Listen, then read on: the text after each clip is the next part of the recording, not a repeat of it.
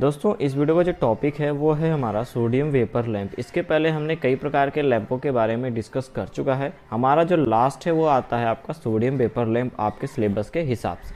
ठीक है, इसके बाद मैं कोई लैंप आपको बताने वाला नहीं हूँ और इसके आगे जो भी कुछ टॉपिक जैसे CFL, LED इन सब के बारे में जो भी बचा हुआ है वो आपके नेक्स्ट लेक्चर में मिल जाएगा। तो इस वीडियो में आपको केवल सोडियम वेपर लैंप के बारे में पता चलने वाला है। और दोस्तों मैं आपको बता दूँ, एक्स्ट्रा नहीं पढ़ना है इस बार ज़्यादा। ठीक है, बहुत थोड़ा माइनर सा हो सकता है तो उसको एडजस्ट करिएगा। तो देखिए दोस्तों, पहले आता है सोडियम वेपर लैंप दिखता कैसे है, उसका यूज कहाँ पे होता है। ठीक है, अगर देखने की बात है तो देखने में तो इस प्रकार का दिखता है, आप इस प्रकार का भी देख सकते हैं। इसमें कई प्रकार के देख रहे होंगे लाइट्स हैं। ठीक है, और उसके बाद इधर देखिए इनका यूज कहाँ पे होता है, आपके कहीं भी रोड लाइट के बगल, रोड लाइट जो होती है ना वहाँ पर इनका यूज होता है। ठीक है, जैसा कि आपको यहाँ पे पार्क्स में दिख रहा होगा, ये आपकी कॉलोनी किसी कॉलोनी में दिख रही होगी। ठीक है, अगर हम ऐसे उनका यूज़ और उनके फिगर को देख लेते हैं तो आधा तो हमें वैसे ही पता चल जाता है, पेपर में आए तो हम वैसे ही लिख सकते हैं। ठीक है, अब इसके हम थियोरेटिकल पार्ट्स में चलते हैं, इसके हम ग्राफिकल पार्ट्स में चलते हैं।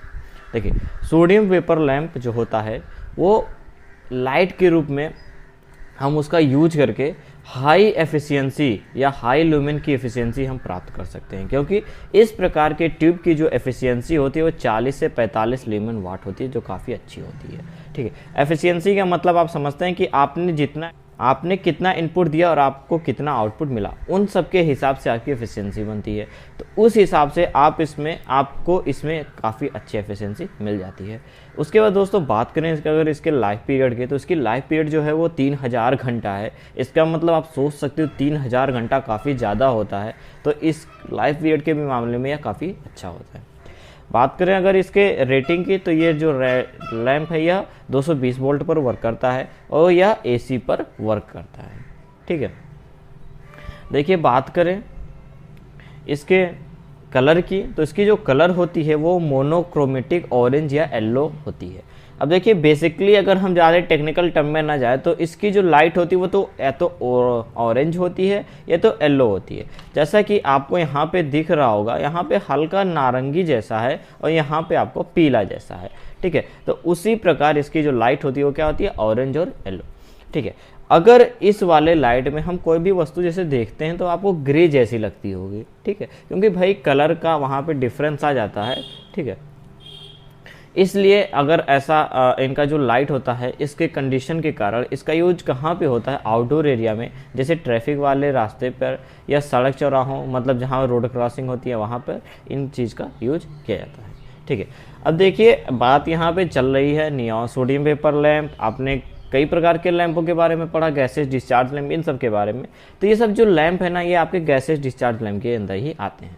ठीक है, तो इसका मतलब क्या है कि इसके अंदर जो ट्यूब लगी है वो आपकी कौन सी है, डिस्चार्जिंग ट्यूब लगी हुई है। ठीक है, अब देखिए हमने अभी तक क्या क्या पढ़ा कि हर डिस्चार्जिंग ट्यूब के अंदर अलग अलग प्रकार के मटेरियल भरे होते थे, उस हिसाब से उनकी एफिशिएंसी होती थी, उस हिसाब से उनका कलर होता था। ठीक है, अब देखिए अगर कहीं पे AC यूज किया जाता था वहाँ पे चोक का अनिवार्य होना, वहाँ पे चोक यूज करना पड़ता था। ठीक है, अगर उसमें टंगस्टन फिलामेंट नहीं है तो उसी प्रकार इसमें भी टंगस्टन फिलामेंट नहीं है। जैसे आपको यहाँ पे दिख रहा होगा, यहाँ पे एनोड है, यहाँ कैथोड है, यहाँ पे कहीं भी है आपको कुछ भी नहीं दिख रहा होगा फिलामेंट के नाम। ठीक है, अब ये जो है अगर इसकी कंस्ट्रक्शन की बात करें तो ये जो है ये आपका यहीं पे एनोड लगा, कैथोड लगा हुआ है और आपका एनोड लगा हुआ है, और ये आपकी आंतरिक या इनर डिस्चार्जिंग ट्यूब है। मतलब यहीं पे जो गैसेस भरी हुई हैं वही डिस्चार्ज होती हैं, उन्हीं के कारण हमें लाइट प्राप्त होता है। ठीक है, उसके बाद ये बाहर से इसको सेफ्टी के लिए या कह सकते हैं इसको मजबूती देने के लिए एक बाहर से एक्सटर्नल ट्यूब लगाया जाता है, जो इस वाले ट्यूब और इस वाले ट्यूब के बीच में कुछ नहीं रहता है। क्यों नहीं रहता है, इस चीज़ को मैंने पहले भी बता चुका है, इसके पहले वाले में, इसमें भी बता रहा हूँ। क्यों, क्योंकि अगर आपकी जो एनोड है, कैथोड है, इनके कारण जो गैसेस डिस्चार्ज होती हैं उनसे उस जो इनर वाली ट्यूब है उसकी टेम्परेचर अधिक होने लगती है। इसलिए हमें बाहर वाले और अंदर वाले के बीच में कुछ भी नहीं रखना होता है, जिससे वो अपने आप को एडजस्ट कर सके, अपने आप को कूलिंग थोड़ी दे सके। ठीक है, अब देखिए यहाँ पर हमने बताया था ट्रांसफार्मर का भी यूज होता है ठीक है, किसके लिए? कैथोड तापन के लिए, ठीक है, मतलब जिससे कैथोड जो है वो गर्म हो जाए, हीट करने के लिए, ठीक है। इसमें एसी सप्लाई है तो यहाँ पे आपका चोक भी यूज होगा। अभी मैं चोक के बारे में आपको इस वीडियो में डिस्कस करूंगा, उसके बारे में आपको बताऊंगा। और इसके साथ ही आपको इसके साइड में आपको कैपेसिटर लगाना होता है, किस लिए? पावर फैक्टर में सुधार करने के लिए, ठीक है। यह सब चीज़ें आपने कई बार से पढ़ते हुए आए हैं, तो इसमें भी कुछ अलग नहीं है। कंस्ट्रक्शन के मामले में सब एक ही चीज़ है, ठीक है। बस क्या है, इसके अंदर गैसेज जो हैं वो चेंज हो गई हैं। कौन सी गैसेज आ गई हैं इसमें? नियॉन गैसेज आ गई हैं। किसके साथ? सोडियम के साथ। तो यहाँ पे हमने क्या कर दिया, इसका नाम जो हो गया वो मेटेलिक सोडियम के साथ क्या आ गया? नियॉन गैस, इसलिए इसका नाम हो गया सोडियम वेपर लैंप, ठीक है। अब देखिए, जब हम इस सोडियम वेपर लैंप को सप्लाई से जोड़ते हैं तो इसमें जो नियॉन गैस होता है ना, उसका डिस्चार्जिंग होने लगता है। अगर नियॉन गैस डिस्चार्ज होता है तो उससे किस प्रकार के कलर होते हैं आपके? लाल और नारंगी कलर के, ठीक है। अब देखिए, आप कहोगे सर कौन से गैस से कौन सा कलर डिस्चार्ज होता है? इस चीज़ को मैं आपके टेलीग्राम चैनल पर सेंड कर दूंगा, वहाँ पर आप इस चीज़ को देख लीजिएगा कि कौन से गैस से कौन सा कलर ग्लो होता है। ये चीज़ें आपको याद करनी पड़ेंगी, ठीक है। प्रैक्टिकली तो चलिए ठीक है, एक तरह से आप जब देखोगे तो आपको याद होगा, लेकिन एक तरह से आपको थियोरेटिकली भी याद करना पड़ेगा कि कौन सा गैस अंदर है तो उससे कौन सी कलर बाहर निकलेगी, कौन सा वेपर अंदर है तो उस वेपर से कौन सी कलर बाहर निकलेगी। इस चीज़ को आपको देखना होगा, ठीक है। तो इतना छोटा सा इसका वर्किंग हो गया, ज़्यादा बड़ा नहीं है, कोई बात नहीं, आपको उतना डीपली पढ़ना भी नहीं, ठीक है। आपने इतना पढ़ लिया, बहुत है। उसके बाद देखिए, सोडियम वेपर लैंप जो है वह एसी सप्लाई पर ही चलता है, इसलिए इसमें आपको चोक कंट्रोल की आवश्यकता होती है। अब देखिए, चोक कंट्रोल आपने कहीं ना कहीं देखा होगा। अब इसके पहले मैंने आपको चोक कंट्रोल दिखाया था तो कई स्टूडेंट्स ने कहा था सर समझ में नहीं आया चोक कंट्रोल क्या होता है। तो देखिए, चोक कंट्रोल आपने इस प्रकार का देखा होगा, जैसे आपके घरों में पहले इस प्रकार की एक तो बाहर केसिंग जैसा कुछ रहता था, इसमें 2 पॉइंट निकली रहती थी, यहाँ पे, और इसमें आपका क्या होता था? रॉड फिक्स होता था। इस तरह होता था ना आपके घरों में। लेकिन आप देखते होंगे कि इस वाले कवर पे यहाँ पे कुछ इस प्रकार का ऐसे लगा होता था कोई इक्विपमेंट, तो उसी इक्विपमेंट को हम कहते हैं चोक, क्योंकि यह जो चोक होता है यह आपका एसी सप्लाई के लिए होता है। जहां पर एसी सप्लाई होती है वहां पर इसका यूज किया जाता है, ठीक है। अब देखिए, इसका पर्पज क्या है इस चोक का यूज करने का? वेरी हाई वोल्टेज देने के लिए। कहां पे देने के लिए? आपके जो फिलामेंट लगे हुए हैं या जो आपके एनोड कैथोड लगे हुए हैं उनके लिए यह हाई वोल्टेज देता है। लेकिन इसके साथ ही जैसे ही आपकी गैस जो है वो आयोनाइज हो जाती है, यह चोक उसको लो वोल्टेज देने लगता है। मतलब क्या है? एक तरह से एडजस्टेबल है, ये एडजस्ट करता है आपके लैंप के डिस्चार्जिंग नॉन डिस्चार्जिंग के हिसाब से। या इसको देखिए ब्लास्ट भी कहते हैं, आपको यहाँ पे दिख रहा होगा, आपको यहाँ पे दिख रहा होगा, इसको ब्लास्ट भी कहते हैं, ठीक है। तो कंफ्यूज मत होइएगा। देखिए, ऐसे मैंने बताया था ना, पीछे लगा होता है, तो ये हो गया आपका ब्लास्ट, ठीक है। देखिए, इसके वर्किंग को अब फिर देखते हैं। देखिए, जब लैंप, ये जो लैंप होती है, अभी तक हमने देखा था कि जब लैंप पे एसी सप्लाई दी जाती थी तो वह वर्क करता था, उसके अंदर जो गैस होती थी वो डिस्चार्जिंग होने लगती थी और वो ग्लो होने लगता था, ठीक है। देखिए, जब आपकी लैंप ऑपरेट नहीं अब कर रही है, मतलब आपने अभी सप्लाई नहीं दिया, तो क्या होगा? उसमें जो सोडियम भरा है ना, वो इस ट्यूब के साइड में दीवारों पर जाके सॉलिड स्टेट में ना जम जाएगा, ठीक है। लेकिन जब आप लैंप को सप्लाई से जोड़ोगे तो नियॉन गैस में डिस्चार्जिंग होने लगेगा और नियॉन गैस के डिस्चार्जिंग के हिसाब से वहाँ पे क्या होगा? लाल और नारंगी ग्लो होने लगेगा, ठीक है। और आयोनाइज्ड होने पर, जब वो आयोनाइज्ड हो जाएगा तो उसमें कौन सा कलर निकलेगा? नारंगी और पीला। मतलब क्या है? आपके किस प्रोसेस, आपके उस ट्यूब में कौन कौन सा प्रोसेस हो रहा है, उस हिसाब से उसमें से कलर निकलता है, ठीक है। अब देखिए, सोडियम जो है आपकी, वह स्टार्टिंग में तो सॉलिड स्टेट में होता है, लेकिन उसके अंदर कुछ टेम्परेचर दिया जाता है जिसके बाद वो वाष्पीकृत हो जाता है, मतलब वेपर के रूप में कन्वर्ट हो जाता है, जिसके कारण आपके कलर में भी चेंजिंग आ जाती है। जैसे कि मैंने यहाँ पे दिखाया हुआ है कि जो सोडियम है वह 60 डिग्री सेल्सियस तक सॉलिड स्टेट में रहता है, मतलब आपका जब आप ऑन करते हो उसके 2 या 3 मिनट तक वो सॉलिड स्टेट में रहता है। लेकिन जब वह अपने रेटेड पॉइंट पे जाता है, मतलब वह 300 डिग्री सेल्सियस तक आसपास पहुंच जाता है तो वह वाष्पीकृत हो जाता है, वेपर के रूप में कन्वर्ट हो जाता है। तो इन सब के बीच में टाइम कितना लगता है आपको, 2 से 3 मिनट इसको टाइम लगता है। ठीक है, तो ये हो गई सोडियम वेपर लैंप की वर्किंग। देखिए, अब देखिए प्रेजेंट टाइम की अगर बात करें तो प्रेजेंट टाइम में एक चोक या एक कैपेसिटर के अतिरिक्त, मतलब इसके अलावा आपका एक इग्नाइटर भी इसमें यूज होता है। अब आप कहोगे सर इग्नाइटर क्या होता है। देखिए, इग्नाइटर क्या होता है इस चीज़ को आपको लेना देना नहीं। इग्नाइटर का वर्क क्या है ये जान जाओ आप, क्योंकि आपके जो भी सिलेबस में है उस सिलेबस के अकॉर्डिंग ही पढ़ो। इग्नाइटर क्या है, वो वोल्टेज को, कैथोड को हीटिंग करता है। जो आपका काम वहाँ पे एक ट्रांसफार्मर कर रहा था, वही काम यहाँ पे इग्नाइटर करता है। ठीक है, तो आपको समझ में आ गया कि अब ट्रांसफार्मर वहाँ से हट के एक इग्नाइटर लग गया है। ठीक है, देखिए अब हम प्रेजेंट टाइम की बात करें तो आजकल जो अप्लाई हो रहा है आपका सोडियम वेपर लैंप, उसकी जो कैपेसिटी है वो 150 वाट है, 250 वाट है और 400 वाट कैपेसिटी का है।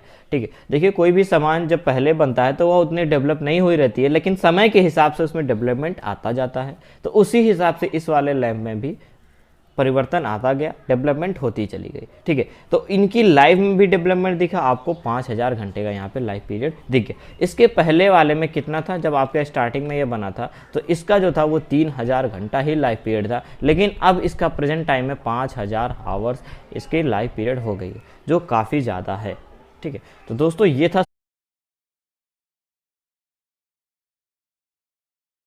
है सिलेक्शन ऑफ लैम्प्स। मतलब लैम्प्स के बारे में तो हमने काफ़ी ज़्यादा डिस्कस कर लिया इस वाले पूरे चैप्टर में, पूरा लैम्प्स ही था। तो लैम्प्स का आखिर हम सिलेक्शन कैसे करें, उसके बाद इस वाले वीडियो में हम अगर सिलेक्शन ऑफ लैम्प्स पढ़ रहे हैं तो इसका मतलब हमें यहाँ पे जो फ्लोरेसेंट ट्यूब है इसके बारे में भी हमें कुछ जानना होगा, क्योंकि इसका भी सिलेक्शन यहाँ पे देखेंगे कि इसका यूज कहाँ पे होता है, तो उसके बारे में भी हम थोड़ी सी डिस्कस करेंगे। ठीक है, देखिए दोस्तों, हालांकि ये आपके सिलेबस में तो कहीं पे मेंशन नहीं है, लेकिन ये काफ़ी छुपा हुआ पॉइंट होता है, क्योंकि आपने अगर लैंप्स के बारे में पढ़ा है तो उसका सिलेक्शन भी तो आना चाहिए ना, तो इसलिए मैंने यहाँ पे आपको बताया हुआ है। काफ़ी छोटा सा लेक्चर रहेगा, 10-15 मिनट का, आपको इतने में सब कुछ पता चल जाएगा। ठीक है, देखिए इस वाले वीडियो में हम बात करेंगे किसके बारे में, फ्लोरेसेंट ट्यूब के बारे में, बेसिक इसका देखेंगे, उसके बाद लैंप्स के सिलेक्शन को देखेंगे कि कैसे सिलेक्शन होता है, उसके बाद बेसिकली हम इसके टेबल के द्वारा हम इनके लैंप्स की कुछ रेटिंग्स के देखेंगे, किन किन रेटिंग्स के अनुसार हम किन किन प्रकार के लैंप्स का यूज देखते हैं या उसका यूज करते हैं। चलिए वीडियो को शुरू करते हैं दोस्तों। अगर वीडियो शुरू करने से पहले अगर आप हमारे चैनल पर नए हो तो हमारे चैनल को सब्सक्राइब कर लें, वीडियो को पूरी देखें, फिर वीडियो को लाइक करिएगा, बिना लाइक करके मत जाइएगा, बिना लाइक किए मत जाइएगा, और कमेंट बॉक्स में बताइएगा आपको ये वीडियो कैसी लगी, और कोई भी क्वेश्चन होगा तो कमेंट में जरूर डालिए, उसका हम नेक्स्ट वाले वीडियो में जवाब देने का कोशिश करेंगे, या वहीं पे हम आपको कमेंट बॉक्स में ही उसका क्वेश्चन अगर देने लायक होगा तो उसका आंसर देने लायक रहेगा तो आंसर उसका वहीं पे दे देंगे। चलिए दोस्तों वीडियो को शुरू करते हैं। पहला जो हमारा टॉपिक है वो है फ्लोरेसेंट ट्यूब। ठीक है, इसको हिंदी में कहते हैं प्रदीप्त बत्ती या प्रदीप्त नलिका। ठीक है, अब देखिए अगर हम इनके बारे में बात करें तो आप इस प्रकार के लाइट्स के बारे में या इस प्रकार की जो लैंप्स होती हैं इनके बारे में कहीं ना कहीं आप कुछ पढ़ चुके होंगे, क्योंकि हमने एक जो गैस डिस्चार्ज लैंप पढ़ा था ना, गैस डिस्चार्ज लैंप के बारे में मैंने जो आपको बताया था, बेसिकली वो उसी के सिद्धांत पर वर्क करता है। ठीक है, अब देखिए जो प्रेजेंट टाइम है इसमें फ्लोरेसेंट ट्यूब का काफ़ी ज़्यादा यूज़ होता है। आप कहीं भी मॉल वॉल में जाते हो या किसी गैलरी में जाते हो, देखिए यहाँ पे आपने किसी गैलरी में गया तो यहाँ पे कुछ इस प्रकार के लाइट्स लगे होते हैं। तो ये आपके कौन से लाइट होते हैं, कौन से ट्यूब होते हैं, आपके फ्लोरेसेंट ट्यूब होते हैं। ठीक है, अब हमने ट्यूब क्यों कहते हैं, क्योंकि ये ऐसे लंबे ट्यूब के आकार के होते हैं, इसलिए हमने ट्यूब भी इसके आगे लगा दिया जाता है। ठीक है, अब देखिए इनका यूज क्यों होता है ज़्यादा, क्योंकि ये जो आपके इसके पहले वाला जो हमने लैंप के बारे में पढ़ा है, ये उनसे कम खर्च में ही उतनी लाइट दे देते हैं। ठीक है, तो इसीलिए इनका यूज किया जाता है। ठीक है, अब देखिए अगर आप इसको गूगल करोगे तो फर्स्ट पॉइंट आपको यही आता है क्या, कि देखिए यहाँ पे लिखा हुआ है प्रदीप्त बत्ती, प्रदीप्त नलिका या फ्लोरिसेंट लैंप, मतलब इसके 3 नाम हो गए, एक तो आपका इंग्लिश वाला और 2 आपके हिंदी वाले। ठीक है, यह क्या होता है, एक गैस डिस्चार्ज बत्ती या गैस डिस्चार्ज लैंप ही होता है, जो हमने डिस्कस कर चुका है पहले ही। ठीक है, तो आपको भटकने की जरूरत नहीं है। अगर आपको फ्लोरेसेंट ट्यूब के बारे में आता है तो आप यहाँ से कुछ पॉइंट उठा लो और उस वाले वहाँ से आप वर्किंग प्रिंसिपल उठा लो, उसका एप्लीकेशन उठा लो, आपको अच्छे से तो क्वेश्चन, आपको जो आंसर हो अच्छे से मिल जाए। ठीक, अब इसमें क्या होता है, पारे के वाष्प, पारे का मतलब मरकरी के वाष्प को एक्साइट करने के लिए यहाँ पे क्या होता है, इलेक्ट्रिक विभव या पोटेंशियल का यूज किया जाता है। मतलब क्या है, वही गैसेज डिस्चार्ज लैंप के अनुसार यह वर्क करता है। इसमें जब वही इलेक्ट्रिक पोटेंशियल जाती है तो इसमें जो अंदर गैसेज भरी होती हैं, जैसे आपकी मरकरी के साथ कुछ और भी आर्गन गैसेज भरी होती हैं, ये डिस्चार्ज होने लगती हैं और जिनसे आपको लाइट मिलने लगती है। ठीक है, बेसिकली इनका जो मेन एडवांटेज होता है क्या होता है कि यह उतनी ही मात्रा में प्रकाश पैदा करता है जितने में आपकी साधारण बल्ब करता है, लेकिन जो इसकी इनपुट जो होती है वो काफ़ी कम होती है, इसलिए आपको यह कम बिजली की खपत में भी आपको ये ज़्यादा लाइट दे देता है उसके बराबर ही। ठीक है, अब देखिए इसके बारे में कुछ और पॉइंट्स के बारे में डिस्कस कर लेते हैं फ्लोरेसेंट ट्यूब के बारे में। जैसे कि मैंने आपको बताया कि इसके बेसिक के बारे में ही हम बात करेंगे। तो क्या है कि यह 1 फुट से 4 फुट तक लंबा ट्यूब होता है, जिसके अंदर की सतह पर या प्लेन पर फ्लोरेसेंट ट्यूब का एक फॉस्फर का लेप किया जाता है। ट्यूब में थोड़ी मात्रा में आर्गन गैस तथा थोड़ी मरकरी भी भरी होती है। जो गैस डिस्चार्ज होती है वही फिर आपको लाइट देती है। मतलब इसकी लंबाई जो हो गई आपकी क्या होती है, 1 फुट से लगभग 4 फुट तक होती है। ठीक है, इसके अंदर जो लेप किया आता है वो किसका लेप किया आता है, फॉस्फर का। और इसके अंदर कौन कौन सी गैसेस हो गई आपकी, थोड़ी मात्रा में आर्गन हो जाती है, थोड़ी मात्रा में मरकरी हो जाती है या आपके पारा हो जाता है। ठीक है, अब देखिए जो नेक्स्ट पॉइंट है वो क्या है कि ट्यूब के दोनों एंड पर इलेक्ट्रोड उत्सर्जित करने वाले फिलामेंट होते हैं, जिन्हें हम इलेक्ट्रोड कहते हैं, जिनके अनुसार ही इनके अंदर वर्किंग होता है। अब इसके आगे अगर आपको जानना है इसके बारे में तो आप वही गैस डिस्चार्ज लैंप वाला देख लो लेक्चर, आपको इसके बारे में पता चल जाएगा। जो बच्चे कंटिन्यू होंगे, जो स्टूडेंट कंटिन्यू होंगे, उनको ये चीज़ पता होगी। ठीक है, अब इसके बाद जो हमारा नेक्स्ट पॉइंट था वो है सिलेक्शन ऑफ ट्यूब, मतलब ट्यूब का सिलेक्शन कैसे होता है, इस चीज़ को देख लेते हैं।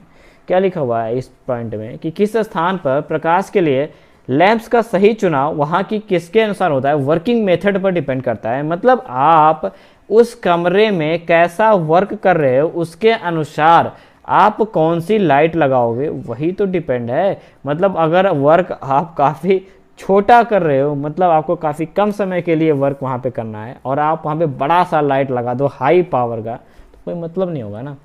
तो उसी हिसाब से आपको लाइट लगाना होता है। जैसे क्या है, आपको अगर ऑफिसेज में लाइट लगानी है, घरों में लाइट लगानी है, किसी फैक्ट्रीज में लाइट लगानी है, तो आप कौन से लैंप का, कौन से लाइट का यूज करते हो, आप वहाँ पे इनकैंडिसेंट और फ्लोरेसेंट लैंप का। ठीक है, अगर आपको कहीं पे पार्क्स में लाइट लगानी है, सड़क पे लाइट लगानी है, मतलब वही जो सड़क के किनारे लाइटें होती हैं, या रेल मार्ग में लाइट लगानी है, या रेलवे प्लेटफॉर्म पे लाइट लगानी है, या शिपिंग यार्ड्स में लाइट लगानी है, तो वहाँ पे आप कौन सी लाइट का यूज करोगे, जो काफ़ी तेज लाइट होनी चाहिए। कौन सी, सोडियम वेपर लैंप हो गई, मरकरी वेपर लैंप। तो उनके अनुसार आप वहाँ पे ट्यूब का सिलेक्शन करते हो। अब हम इनके टेबल के बारे में बात कर ले, जहाँ पर हम इनके कैपेसिटी के बारे में भी बात करेंगे और इनके आउटपुट के बारे में बात करेंगे जो ल्यूमेन में होगा।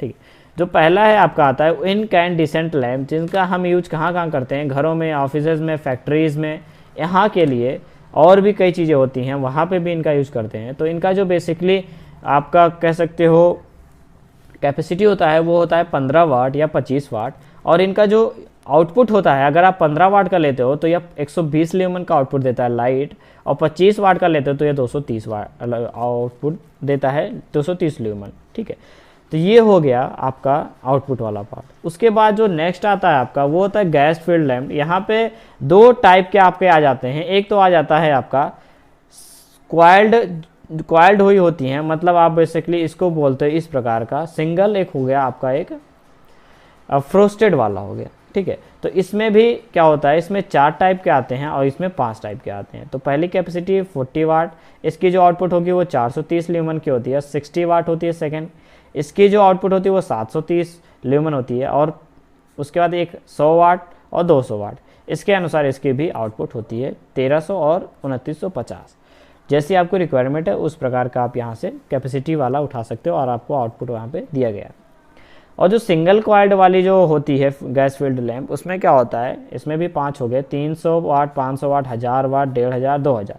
उसी हिसाब से इनका जो आउटपुट हो गया वो भी दिया हुआ है, 4750, 8400, 18800, 30000, 40000 लियोन। ठीक है, तो इसके अनुसार ये भी दिए गए। उसके बाद जो नेक्स्ट 3 आपके लैंप्स के दिए गए हैं, एक है आपका फ्लोरोसेंट लैंप्स। इसमें भी 3 टाइप के आ जाते हैं, 20 वाट, 40 वाट, 60 वाट। 20 वाट का जो होता है आउटपुट वो होता है 750 ल्यूमन, और 40 वाट का जो हो गया वो 2000 होता है। 60 वाट का जो होता है वो 4000 ल्यूमन होता है। ठीक है, उसी प्रकार आपका जो नेक्स्ट आता है आपका वो आता है सोडियम वेपर लैंप और आता है मरकरी वेपर लैंप। ये भी 4 टाइप के हो गए। पहला 45 वाट, 60 वाट, 100 वाट, 200 वाट, उसी अनुसार इनका भी आउटपुट होता है। और जो मरकरी वेपर लैंप होता है ये भी 4 टाइप के आते हैं, 80 वाट, 125 वाट, 250 और 400 वाट। इनका भी उसी अनुसार आउटपुट होता है। तो इस टेबल के अनुसार आपको समझ में आ गया होगा कि आपको कौन सी कैपेसिटी का लाइट चाहिए और किस प्रकार के लैंप का हम यूज कहाँ पे करते हैं। ठीक है, तो अगर आपसे ट्यूब का सिलेक्शन वाला भी पूछ लेता है तो आप इस ट्यूब के द्वारा भी उसको आप इस टेबल के द्वारा भी इसको समझा सकते हो। ठीक है, तो दोस्तों यहाँ पर अब आपका बेसिकली अगर कहें तो थ्योरेटिकल पार्ट कंप्लीट होता है। अगर आपको इनके जो लेक्चर्स के PDF हैं, नोट्स हैं, उसको अगर देखना है, उसको डाउनलोड करना है, तो आप हमारे टेलीग्राम चैनल को ज्वाइन कर लो या आप हमारे व्हाट्सएप ग्रुप को ज्वाइन कर लो। अगर वहाँ पे नहीं मिलता आपको व्हाट्सएप ग्रुप पे, क्योंकि अगर मैं अभी सेंड कर दूंगा तो आपको अभी नहीं मिलेगा, आप उसमें ज्वाइन हो जाना, फिर आप मुझे मैसेज कर देना, मैं वहाँ पे भी सेंड कर दूंगा। ठीक है, तो चलिए दोस्तों, ये वीडियो यहीं पे ख़त्म होती है। बता दूं, इसका जो लिंक होगा वो मैं डिस्क्रिप्शन बॉक्स में दे